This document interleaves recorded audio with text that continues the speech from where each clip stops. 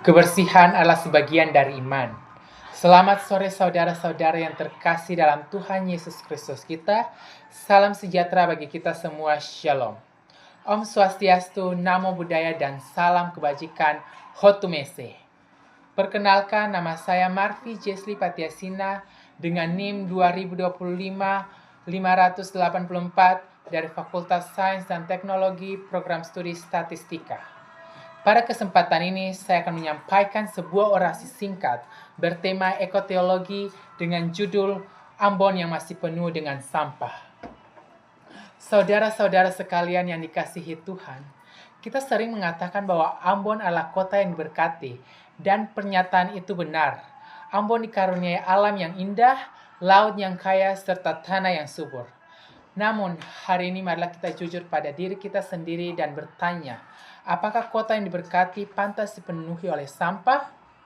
Sampah yang berserakan di jalan, yang dibuang ke sungai, dan yang akhirnya berakhir di laut, bukan hanya merusak keindahan kota, tetapi juga menjadi cermin bahwa kita masih kurang bertanggung jawab terhadap ciptaan Tuhan.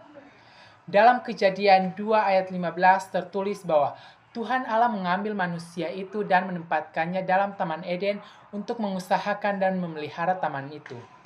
Ayat ini menegaskan dengan sangat jelas bahwa manusia bukanlah pemilik mutlak bumi ini, melainkan penatalayan ciptaan Tuhan. Artinya, kita dipanggil untuk menjaga, merawat, dan melestarikan bumi ini, bukan merusaknya demi kenyamanan sesaat. Saudara-saudara sekalian yang dikasihi Tuhan, kebiasaan membuang sampah sembarangan bukan lagi masalah kecil atau sepele. Masalah ini telah menjadi masalah serius yang langsung berdampak pada lingkungan dan pada kehidupan manusia itu sendiri. Sampah dibuang tanpa tanggung jawab akan mencemari tanah, merusak air, dan mengganggu keseimbangan alam yang seharusnya menopang kehidupan semua makhluk. Sungai-sungai di Ambon yang seharusnya mengalirkan air bersih dan kehidupan, kini banyak dipenuhi oleh sampah plastik dan limbah rumah tangga. Pantai dan laut yang menjadi ruang hidup biota laut, tempat nelayan mencari nafkah, perlahan berubah menjadi tempat penumpukan sampah yang mengancam ekosistem laut dan membahayakan sumber pangan manusia. Pada Mazmur 24 ayat 1 tertulis, Tuhanlah yang punya bumi serta segala isinya. Ayat ini menegaskan bahwa bumi dan seluruh isinya adalah milik Tuhan, karena manusia tidak memiliki hak untuk merusak ciptaan Tuhan sesuka hati, melainkan dipanggil untuk mengelolanya dengan penuh tanggung jawab sebagai wujud iman. Saudara-saudara sekalian, secara global dunia menghasilkan lebih dari 2 miliar ton sampah setiap tahun. Jumlah ini terus meningkat seiring pertumbuhan penduduk dan pola hidup yang semakin konsumtif. Di kota Ambon sendiri diperkirakan sekitar 270 ton sampah dihasilkan setiap hari. Namun tidak semua sampah berhasil diangkut ke TPA atau pembuangan akhir.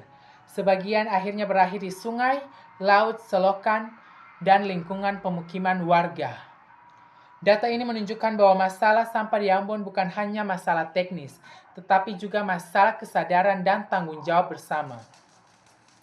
Dampak dari pembuangan sampah sembarangan sangat nyata.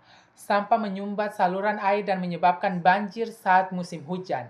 Sampah juga merusak ekosistem laut, membunuh biota laut yang menelan plastik, dan menurunkan hasil tangkapan nelayan. Pada akhirnya, dampak ini kembali kepada manusia dalam bentuk kerugian ekonomi, penyakit, dan penderitaan. Saudara-saudara sekalian, upaya pemerintah dalam mengelola sampah tidak akan berhasil tanpa kesadaran masyarakat.